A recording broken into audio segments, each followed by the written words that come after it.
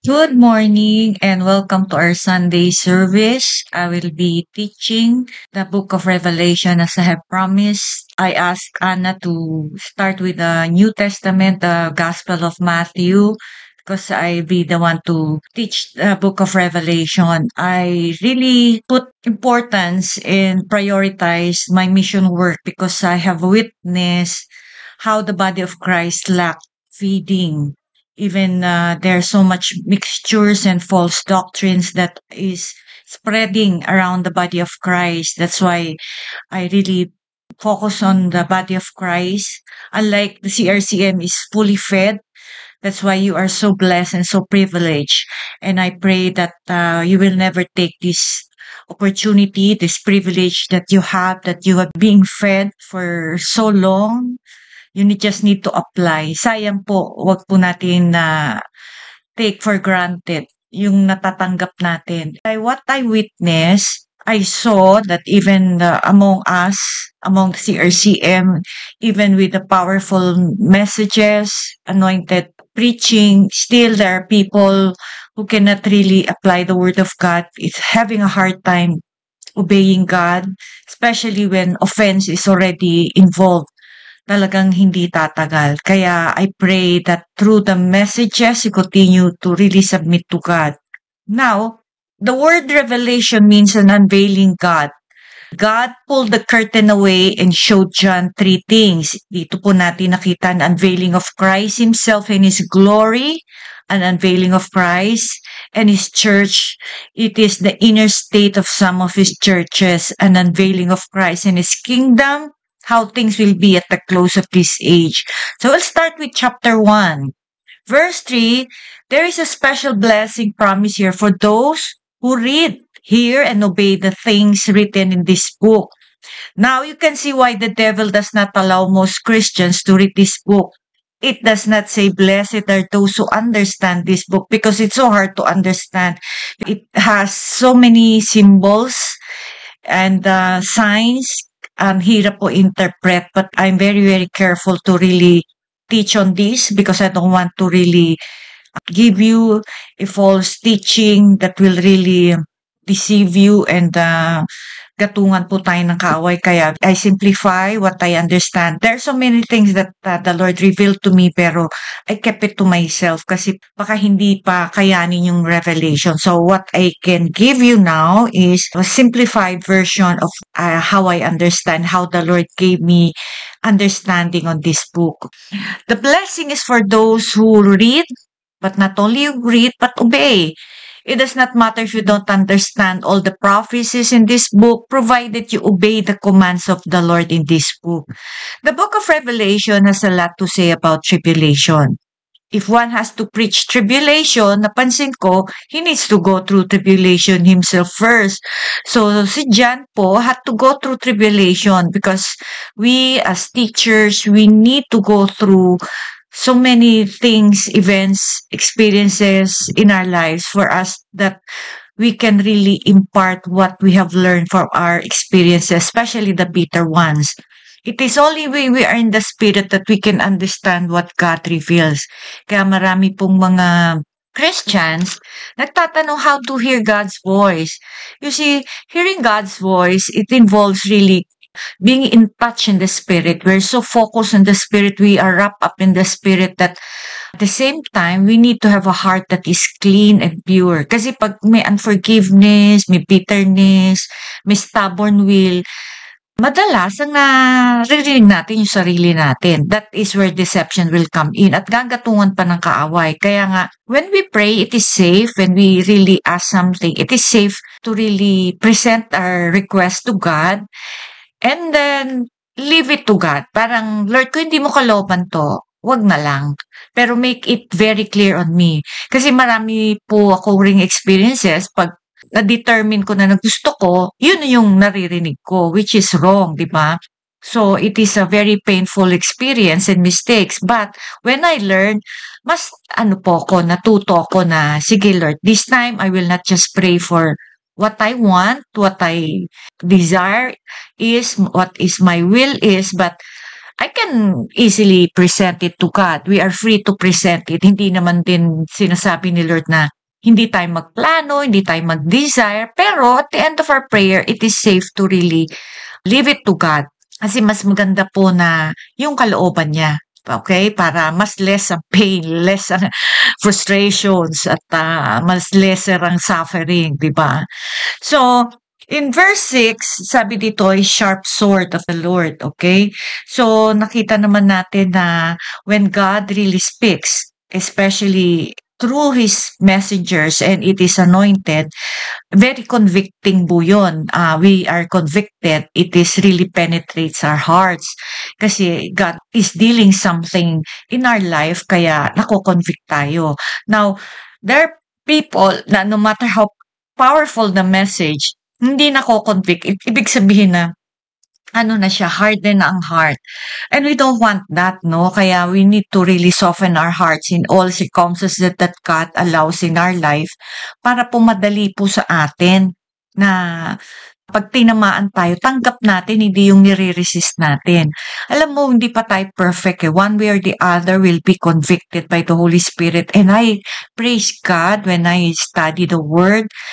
I really ask for conviction kasi alam ko I'm not there yet. And when I'm convicted, I humble myself, Lord, hindi pa ako ganito and I want to reach this level of my spiritual life wherein this is very true to my life. Ganun lang. Hindi naman ina-expect na kailangan perfect tayo eh. We just want to be perfect. We want to reach that level pagka nako-convict tayo, okay? Kasi minsan, nung way back, pag nako-convict ako, nanghihina ako na ayoko na, hindi ko kaya eh. Ganon.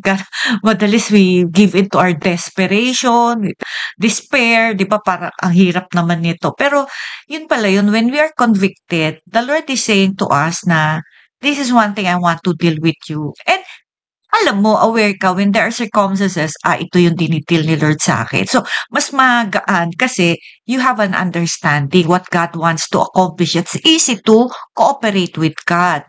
Now, in verse 17 and 18, when I saw him, I felt at his feet as dead, but he laid his right hand on me and said, don't be afraid. Though I am the first and the last, the living one who died, who is now alive forevermore, who has the keys of hell and death, don't be afraid. Okay? Dito sa verse 18, so makita natin that si John, when he was with Jesus Christ, when Jesus Christ was still here on earth, during the Last Supper, John was leaning on his chest. But this time, nung nakita niya, talagang nag-drop dead siya. You see why? Because during Last Supper, it was a loving relationship, but this time, he saw the glory. Kakaiba na. Parang because he's a risen Lord, okay? Nag-resurrect na siya and seated on the throne. Iba na yung revelation ni Lord sa kanya. It is not something that, alam mo yun, hindi na yung lambing-lambing. It's something that, hey, this is serious, okay? So, the Lord Himself determines how He'll call us to Himself. So, dito po, natutunan ko, there are moments we need to be very, very sweet and the Lord will be sweet to us, but there are times that we need to fear Him when we really just be in awe. So, depending on how He will manifest us before us, okay? Now, in chapter 2 and 3, the twofold message of the Lord to His churches, ito po yung prevailing message, two words, repent and overcome. Sa Ephesus, sa loveless church, okay? The relationship Jesus wants to have with us is like a marriage relationship between husband and wife. All our work for the Lord is worth nothing without the passionate love for the Lord. Kasi pwede po tayong maglingkod, pwede tayong maging busy sa ministry, and that we do not have the love for the Lord. Why? Why do we say we lose the love? Nawawalan tayo ng ganang mag-spend time. This is one thing din na witness ko. Mas gusto nating maging busy sa labas kaysa yung maging still before Him. Kasi restless po eh. Nature natin restless, di ba? Sabi nga niya, you enter into the rest. And God wants us to enter into that rest wherein that we can really be still. We have this contentment. Mas gusto nating nandito tayo sa Kanya kaysa yung lumabas. And which is ito po yung naramdaman ko. When I'm here, when I'm home, I don't wanna go out. I prefer to stay, to rest, and to really commune with the Lord. And then when I serve Him, when the time comes that He will release me again in serving Him, there is so much joy and passion. Although there are many challenges that I face at painful experiences, andun pa rin, nangingibabaw pa rin yung inspiration. Okay, the courage to really do what He has commanded me. Kasi parang ano yan mag-asawa, sa unang taon, gusto mo magluto, gusto mo maglinis, gusto mong pagsilbihan siya, pag darating na yung husband mo, excited ka na, sabay kayo kumain. Pero pagdating na matagal na panahon, para pa pagdating ang husband mo, parang nagluto ka nga, naglaba ka, naglinis ka, pero wala kang ganang kasabay siya kumain. Parang, oh, kumain ka na lang, ako tapos na. Yung gano'n, di ba? Parang nawala. Ginagawa mo pa rin yung pinaglilingkuran mo siya. Just like us, with Jesus Christ, we serve Him, pero wala nang love, di ba? We stop seeking Him. Ayaw niya yon. So this is the description of the Ephesians church, loveless church, very busy but loveless. Now, sa Smyrna, is a suffering church. The Lord was very happy with this church for it was faithful to Him in the midst of tribulation. Ito po kasi yung pinakamahirap mangyari sa buhay Kristiyano, maging tapat, especially in times na nasasaktan tayo, nahihirapan tayo at ayaw na natin. Especially, kasi na-witness ko rin yan maraming na-offend, maraming nasasaktan, tumatalikod, sumusuko. Samantala, ang sabi ni Lord, kaya siya happy sa church na to, kahit gaano kahirap ang dinadanas niya dahil sa pagsunod sa Kanya, patuloy siyang sumusunod, patuloy siyang tapat. Kasi yun yung passion niya to do the will of God. Alam mo, ang sikreto lang pala nun is not, hindi lang yung maging masipag. Kasi itong mga churches na to masipag Pero, ang tanong, matagal na rin silang nasa ministry, ang tanong is, gaano ka katapat hanggang wakas? Tapat sumunod sa kalooban niya. Kasi pwede kang maglingkod pero wala ka sa kalooban niya Minsan sumusuko tayo sa pagsunod niya, especially in following His ways. Kasi nga sabi niya, the road is narrow. Not only the road is narrow, but the way is compacted. Yun yung mahirap, yung sumusunod ka sa paraanan niya. Kasi inaalaw ni Lord yun. Yun yung ways niya, yun ang masakit. Kasi tayo, pag na-offend tayo, nasaktan tayo, ayaw na natin, tatakasan na natin yung sitwasyon ayaw natin, susuko tayo. And many times, I was tempted also. Pero, lagi ko iniisip, saan naman ako pupunta? It has been my life to do the will of God. Para bang, kung aalis ako, tatalikod ako, susuko ako, ano na buhay ko? Parang I killed myself, right? So, the purposes and the will of God has become my very life, my breath. And that's why, whenever my mind will say, ayoko na, parang sinasabi ko, ayoko na huminga. Okay? So, I rather press on.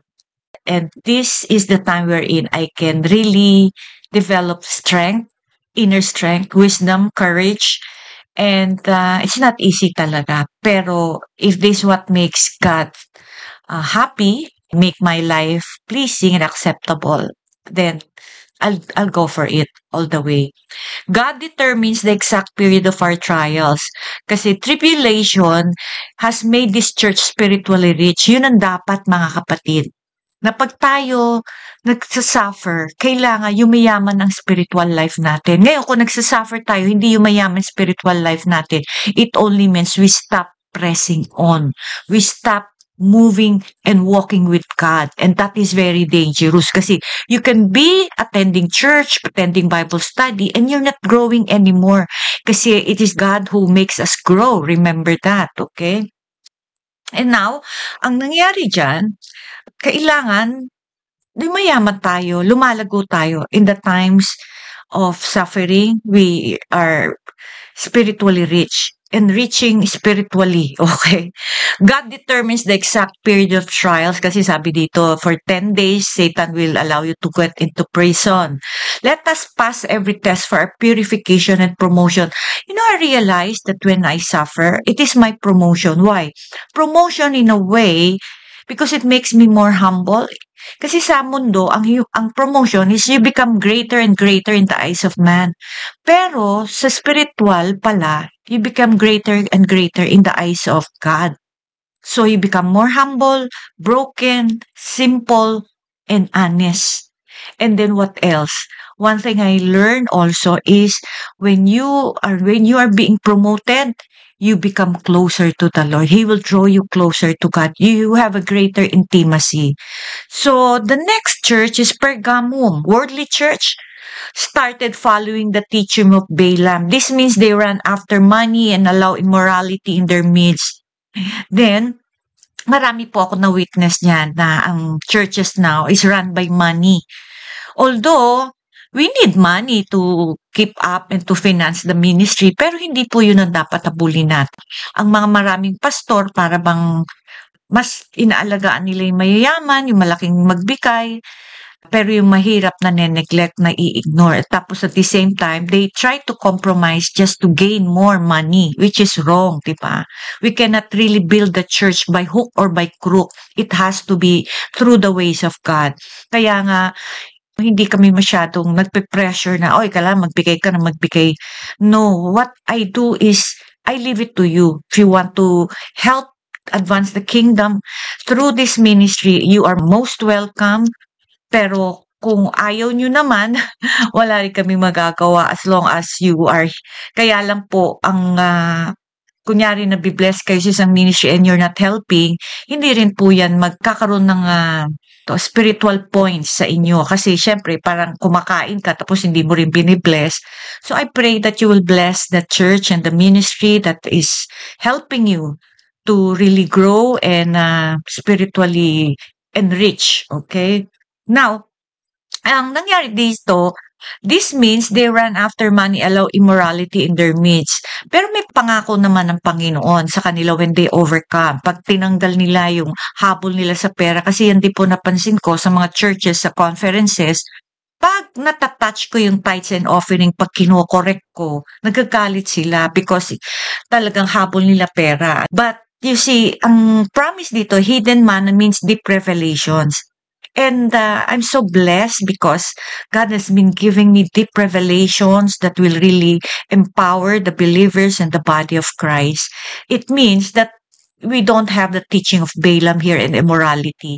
Talagang patuloy po niya ako binubuhusan ng revelation. And I'm so blessed and privileged, pero hindi rin po madali kasi may katumbas po yung pagsubok na kung saan susubukin po ang salita niya sa buhay ko. Thyatira, an adulterous church, many works. They're rich in love, faith, and service, but there was also spiritual adultery in their midst. They allowed the control of Jezebel in their church. Jezebel was the wife of Ahab. She had an upper hand on everything that a husband should do. This woman brought all kinds of worldliness. Ibig sabihin, may mga pastor po ako namimit na ang nasusunod yung wife. And that is not acceptable. O leader ako, I have no husband. So, syempre, ako po yung nag-i-implement. Pero may mga pastor po, ang nasusunod yung wife. And that is adulterous. Kasi ibig sabihin, ang authority, binigay mo sa wife mo. In the same way, not only speaks of ministry, even in every family, when the wife is the one ruling, nasusunod, ibig sabihin yung authority ng husband nawawala. So, makikita mo na nagko-collapse, kaya wala rin nangyayari. So, this is adulterous, no? Now, the Sardis, sabi dito, is a hypocritical church. It had a name that was alive but spiritually dead. The leader had the right doctrine but did not have a life to back up his teaching.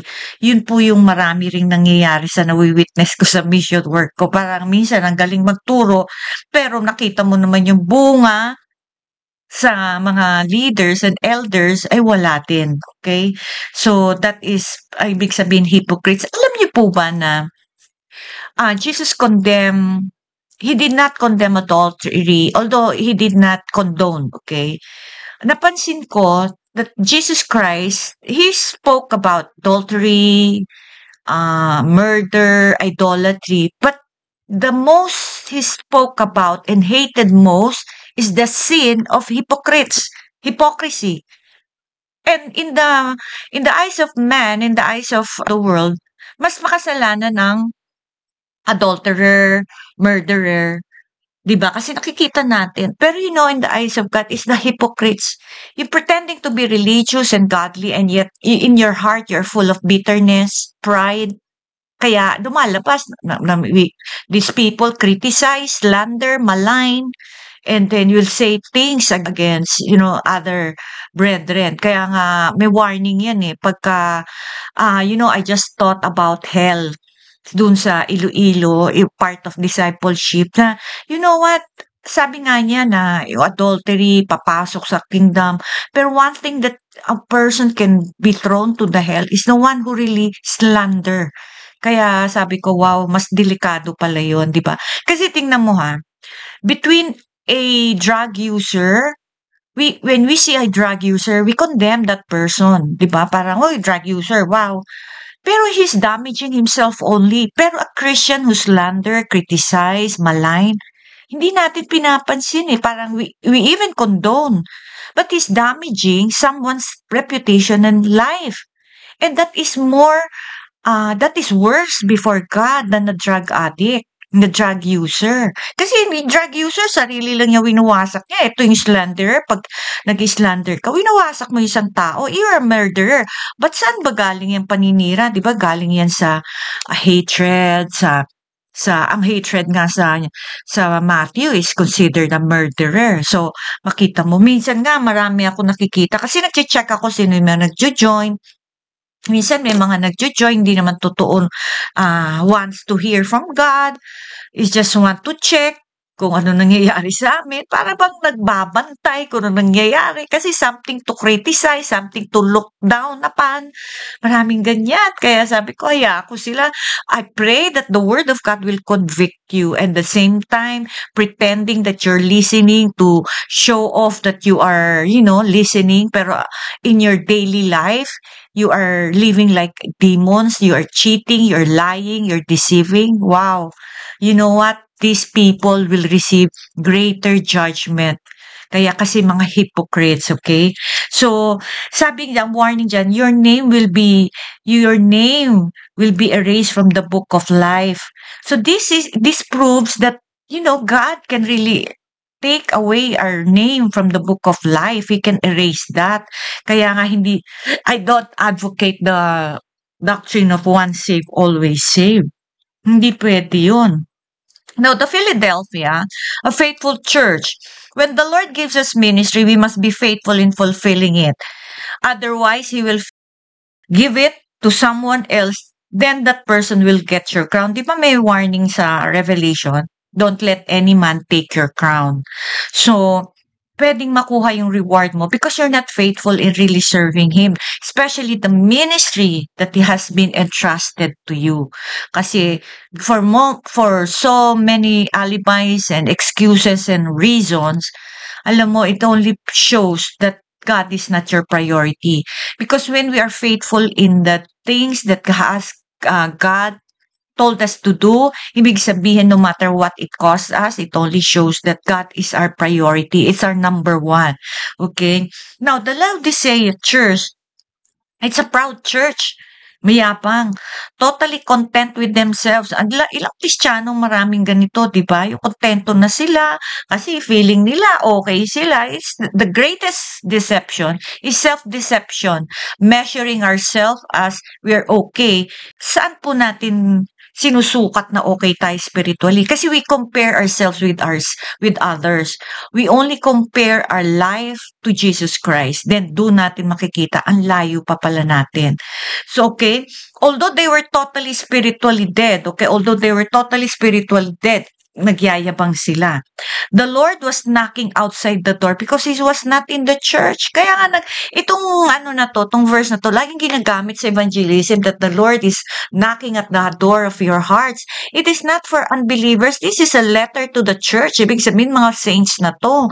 So parang, Ito po yung reality na maraming churches, maraming Christians, very active in the church, in the ministry, and yet wala naman si Lord, hindi naman part si Lord sa buhay nila, which is nakakatakot, di ba? Para bang ako, I make sure that everything that I do, God is so much part of it.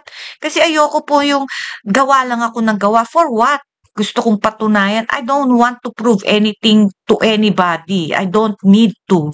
Because ang gusto ko lang po is a life that is pleasing and acceptable. What I pursue is the approval of God more than, you know, pleasing men. I don't mind kung anong sasabihin sa akin. Alam mo kasi, pag tayo sumusunod sa Diyos, alam mo, many will disapprove our life, yung diskarte natin, our decision natin. Why? Because these people are carnal. Hindi sila sanay sa paraanan ng Diyos. Kaya pag nakikita nila, lagi nilang gina-judge na, ay, hindi to, mali, mali. But you see, I always judge myself in the light of what the Word of God is saying. Chapter 4, verse 1, then as I look, I saw a door standing open in heaven, and the same voice I had heard before, which I sounded like a mighty trumpet blast, spoke to me and said, come up here, and I will show you what must happen in the future.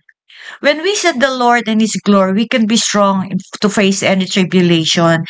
Ito po yung dapat natin nararanasan ngayon, to have an encounter, to have a meeting with the Lord, to have a glimpse of His glory, because this will really encourage us in the last days. Meron nga kanta kalimutan ko yung artist, sabi niya, show me your face. Si Terry McCalmon. You know why I love that song? Because we really need to see God's face, especially to prepare us for what is to come. When we see God's face in the midst, when we face tribulations, it reminds me of this face, it reminds me of His glory that will really propel me to move and to keep moving forward. Come up here and I will show you what must happen in the future. See, God can give us a glimpse of what will happen, okay? When we see the Lord in His glory, we can be strong to face any tribulations. We must always look at things from heavenly perspective. Yun di po ibig sabihin dito, come up. Pag hindi po tayo nakakaunawa ng maraming bagay-bagay sa buhay natin, ask God for a heavenly perspective on your circumstances. And when He allows you to see and to give you a heavenly perspective, makikita mo na, okay. So you have an understanding and you can easily cooperate with God. Just like Asaph, di ba?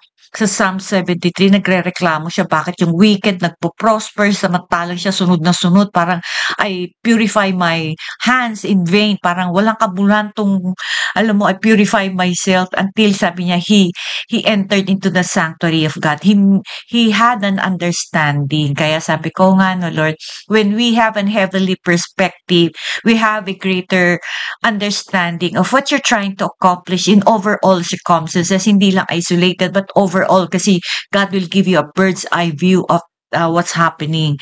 The Lord God Almighty is on the throne. Chapter 5, the seals are associated, as we shall see later, with judgments. The opening of the seals will release series of 3 separate judgments upon the earth. Because of His obedience to the Father to go to the cross and die for mankind, Jesus has obtained the preeminence. Thus, He could come and take the book out of the hand of His Father. He alone is worthy to receive power, the riches, and the wisdom, and the strength, and the honor, and the glory, and the blessing. So, in the same way with us, the degree that we obey God, the degree that He will allow us to experience greater degree of favor, privileges, opportunities, marami po. Kaya tingnan po natin ang buhay natin. What is the kind of degree that we are now? Are we experiencing the abundant life? Chapter 6, the opening of the 7 seals and various events taking place. Similar to what the Lord said would happen in the last days. The first was white horse, speaks of Antichrist. Kasi white horse, the Lord will, He's wearing a crown. So ngayon po nangyayari na yan, di ba? So si Jesus Christ, when He comes with many crowns. Kaya ito po yung symbolic of Antichrist. Second seal, red horse, speaks of war. So peace will be taken away, which is there are nations na talagang naglalaban-laban na. But in the last days during tribulation, mas greater degree po, marami na po. Mas marami pong mga war na mangyayari. Third seal, black horse means famine. During famine, we see that the wheat and barley will be expensive while oil and wine will not be affected. It means that in the time of famine, the rich will not suffer but the poor. So talaga pong mas kawawa. Yung nakikita naman natin, the rich becomes richer, the poor become poorer. But sa atin po na tayong mga anak ng Diyos, hanggat tayo po ay nasa kalooban ng Diyos, kasi sabi nga niya, in times of famine, may promise din po ang Panginoon sa bride niya. In times of famine, you will have plenty. So there are promises for the bride. Kaya nga, we have to really pursue, because all of us have the potential to be a candidate of being a bride. But hindi pa. God is the one who qualifies who will be His bride, the Lord Himself.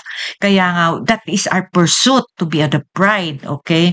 Now, the fourth seal, a pale horse, means pestilence that would kill multitudes like what happened sa pandemic natin, sa COVID. That is just a tip of an iceberg, because when that greater judgment will happen in the great tribulation, mas marami po mamamatay, mas matindi po yun, okay? When the fifth seal is broken, John saw the souls of the martyr. The sixth seal, there was a great earthquake. The sun became black, the moon became like blood. So, sa fifth seal, makita natin, marami pong nakita niya yung mga souls ng martyr from the time that the church has been birthed out during Pentecost until sa ating Great Tribulation. Meron po talagang numbers determine si Lord ilan ang magiging martir for the sake of the gospel, okay? And they will die for the gospel, for the sake of the gospel. Meron pong mga tinawag at napili dyan. Hindi lahat po. Kaya marami nagtatakot na, ayoko mapugutan ng ulo. Ang lahat po ng inaalaw ni Lord sa atin, meron pong katumbas na biyaya para makayanan natin. Okay? So, kung tatanungin natin, bakit meron pa rin mga Christians na sinasabi nila na they will take the mark of the beast? Simply because these are the people who are not wholehearted Christians but who are always in rebellion against God's authority.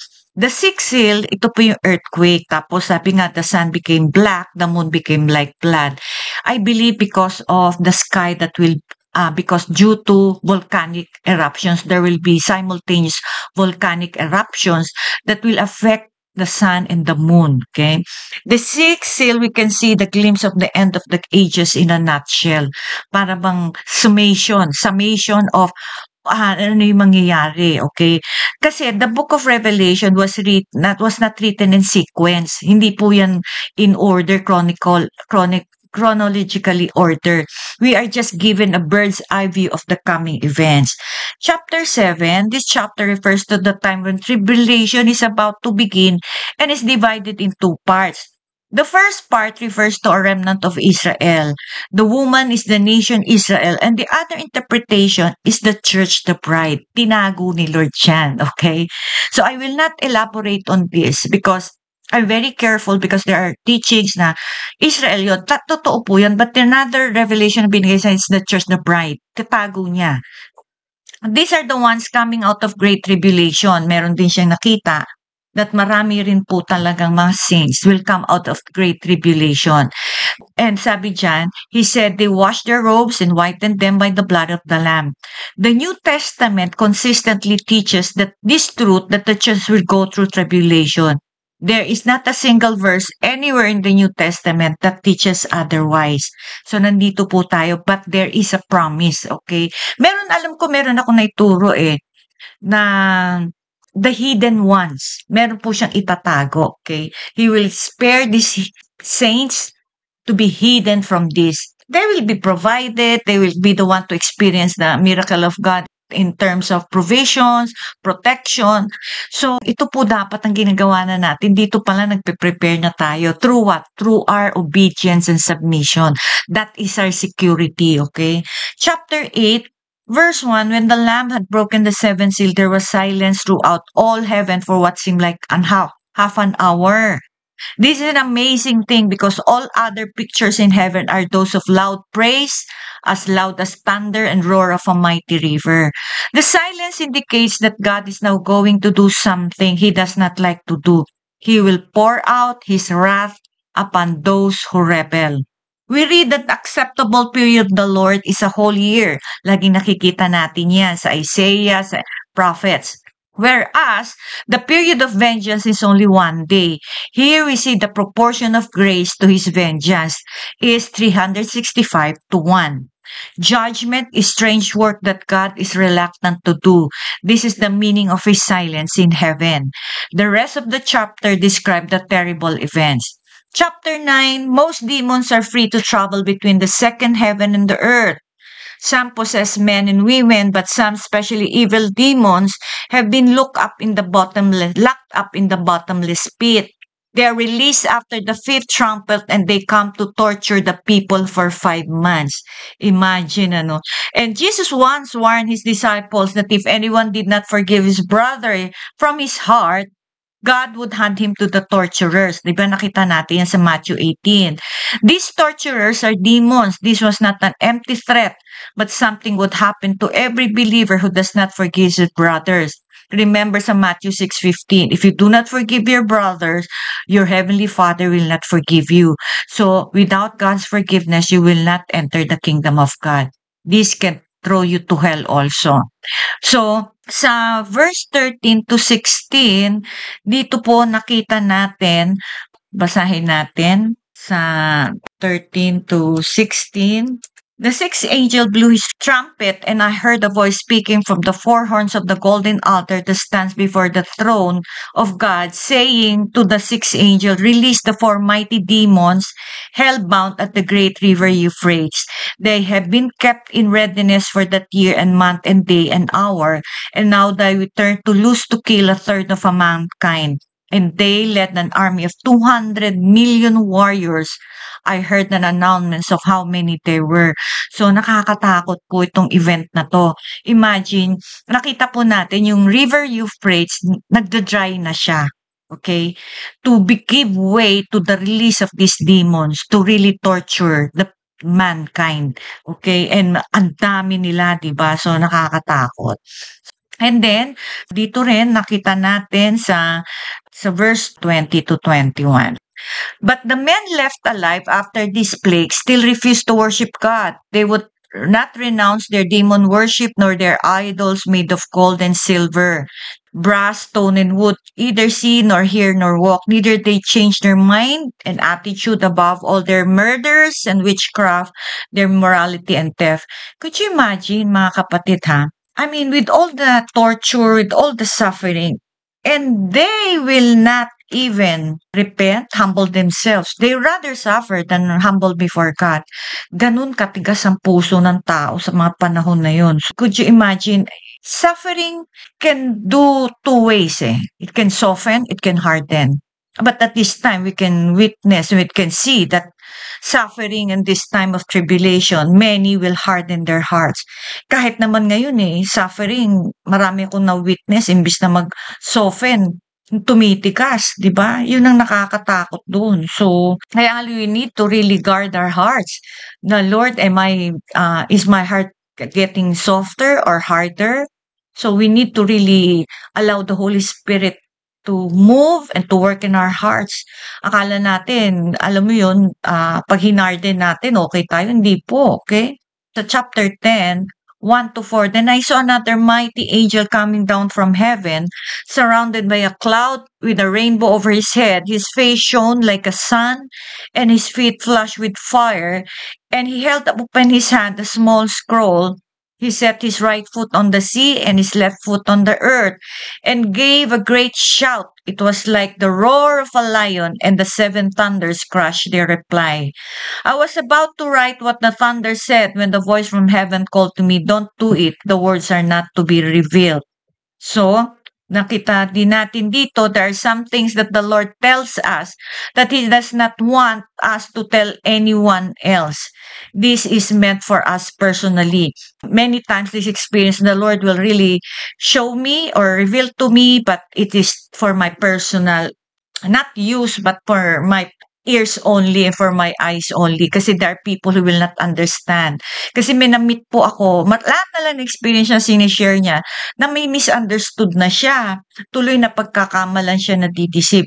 We need to be very, very discreet and alam mo yun, careful tayo. Di ba si Joseph, when he got a understanding that, may calling siya kay Lord, siya nagyabang siya na ito, to. So, ang nangyari, it created envy and jealousy among his brothers. Napahamak siya, although ginamit ni Lord yun. So, the Lord can really put Joseph where he wants him to be. Pero hindi naman kailangan, di ba? There are times we need to be silent, okay? So, in verse 9, John was commanded to eat the book and has this twofold experience. Then he was told that he would prophesy, he could share his experience to others. The Word of God does a double work. It encourages us but also takes us through bitter experiences. Yun po yung sinasabi ko po sa inyo. Pag ako po may nag-aaral, hindi po madali magturo. Akala nila madali magturo. It is always tested in my life.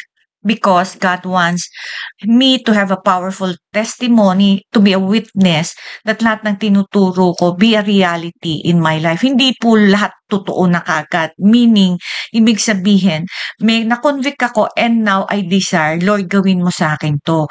Kasi tayo po, hindi natin alam hingin sa Panginoon ano yung need natin ipabago or even mabago sa atin kasi hindi natin alam. But when God really convicts us and even when He created situations in our lives, many times hindi nga natin naintindihan but inaalaw ni Lord. So it is good and it is really wise to ask, Lord, what are you trying to show me? What are you trying to accomplish through this tribulation and trials? And then makita mo pa uunawa niya and then we can really cooperate with God. Okay? Kaya, lalo na't kaming mga teacher of God's Word, it has to be true. Kaya, pag tayo po, and that anointing will back us up, okay? When we lose sight of what the will of God is in our life, nawawala tayo, ang dali pong mawala ang anointing. Ibig sabihin may disobedience, okay? Pag wala pong anointing, ibig sabihin, kasi anointing is for the purpose of teaching us. Pag nagturo po at narinig ko walang anointing, ibig sabihin yung tinuturo niya hindi totoo. Okay? Hindi naman sa unjudging, para bang ano to, bakit walang anointing? So something is wrong. Ibig sabihin kasi pag anointing, pag binaback-upan ka ni Lord, I mean, He's moving through your preaching. Although there are people, mga preachers na ina-anoint ni Lord at first, pero nawawala because they stop obeying God, they stop pursuing the will of God. Then in verse 7, the angel has sounded the last trumpet and the mystery is finished.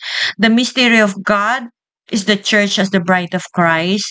The great tribulation is over and the church is taken up to the skies at the last trumpet. Remember, sabi sa Matthew 24, at the last trumpet, di ba, the Lord descended from heaven and He commanded His angels to collect, parang gather the elect, the saints.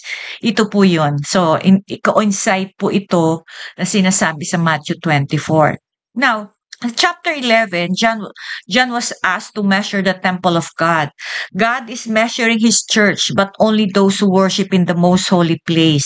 I have a lesson about the tabernacle of Moses. Those who have been privileged to enter to the most holy place, these are those who have intimate relationship with the Lord. And ito po yung poprotektahan ng Panginoon. At sabi nga niya, i-measure mo kasi siya yung iingatan niya, siya yung protection, provision, and preservation. Pero nakita natin, sabi niya, yung outer court are ignored. These are Christians who remains babes. Hindi lumago, tinanggap lang si Kristo at ang inaasahan lang is to go to heaven but never allowed the Holy Spirit to work in their hearts, be like Him, to be more like Him. Remember, the essence of Christianity is transformation to be more like Christ. Great tribulation will come and will happen. Those who have become more like Him, the bride, are the ones who will be protected, preserved, and provided for. Jerusalem will be trampled down for 42 months. This is the last half of the 7 years of tribulations. So ito po yung mangyayari sa Jerusalem. So what happened last year na inatakan ang Jerusalem? Hindi pa po ito. That is just a para bang a small scale, because that time, so during tribulation, the whole Israel will be overcome by the nations. So, yung two witnesses, ito po yung true prophets na hinanda ni Lord to prophesy for 3.5 years to warn the people. And then, yun na nga po sa verse 4 to 11, ito po yung sinabi dito.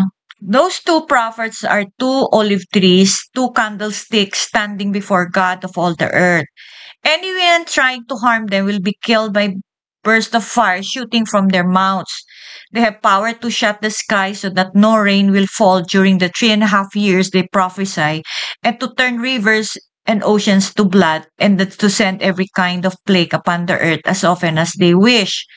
When they complete the 3.5 years of their solemn testimony, the tyrant who comes out of the bottomless pit will declare war against them and conquer and kill them. And for 3.5 days, their bodies will be exposed in the streets of Jerusalem, the city fittingly described as Sodom or Egypt, the very place where the Lord was crucified. No one will be allowed to bury them, and people from many nations will crowd around to gaze at them. So how can many nations witness this? Through satellite, through media. Okay?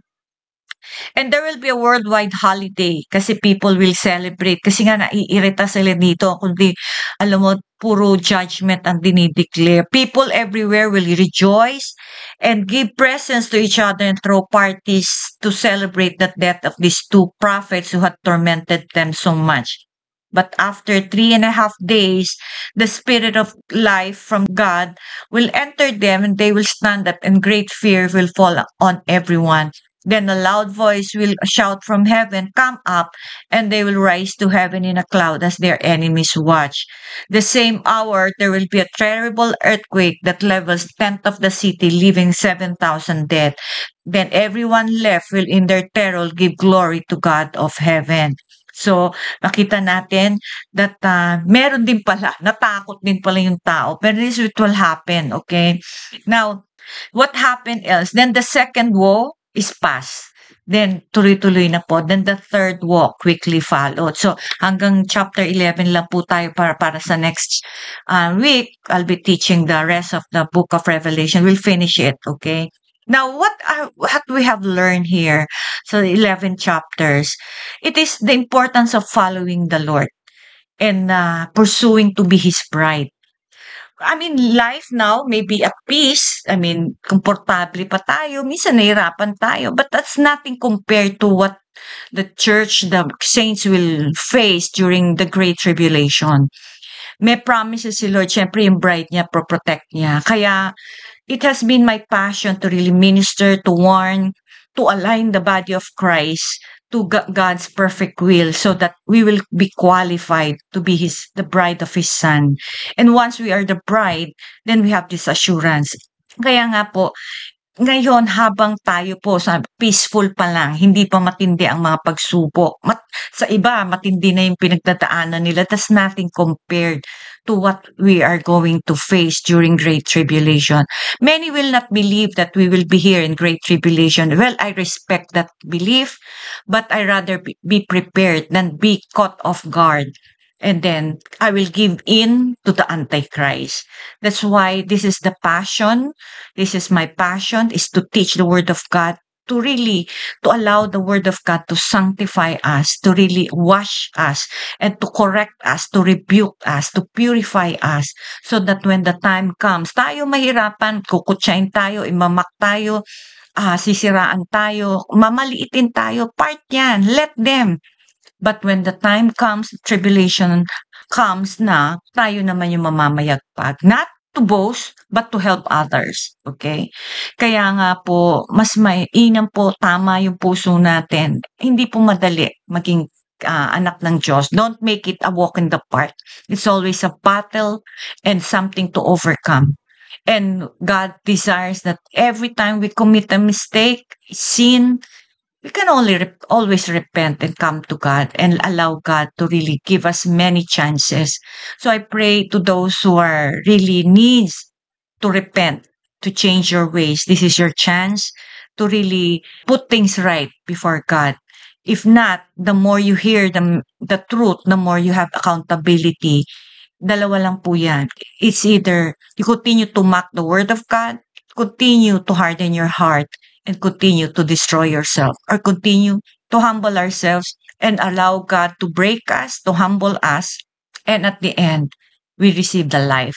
So I leave it to you. I pray that next week we'll be refinish the whole Bible, that we continue to really teach the Bible hanggat nandito po ang CRCM. Will never stop teaching the Word of God to help everyone to really grow up and mature and to be the bride of Christ. So with this, I thank you, Lord, for your message. Thank you, Lord, for your teaching, the privilege and the honor of serving you. It's not a sacrifice actually, Lord, but more of a privilege and an honor to serve you, to seek you, and to serve you. Lord, salamat po, Panginoon, for the privilege of giving me revelations, the privilege of ministering to your people, and more so, the honor and the privilege of revealing yourself to me and to all of us.